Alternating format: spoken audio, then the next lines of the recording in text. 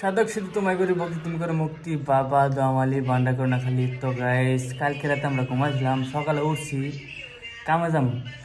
তো গাইস কামে যাবো তো কিছু খানা খাবো। আমরা চাল ঠাল রেডি করে হেরে গেছি, টেবিল যাই দিয়েছে পানি নাই। তো সবই গোয়া দেখ হয়ে হয়েছে, অনেক দেখা যাচ্ছে কি হয়ে হয়েছে ব্যক্তি।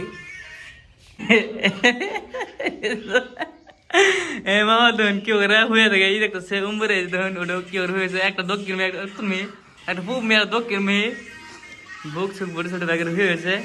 ধরুন টেমন পানি নাই, এই ধরুন এই যে ট্যাপ পানি নাই, কোনো বালি নাই। আমি কোন বারোটা খাইতে খামা যাম ওটা ভাবতেছি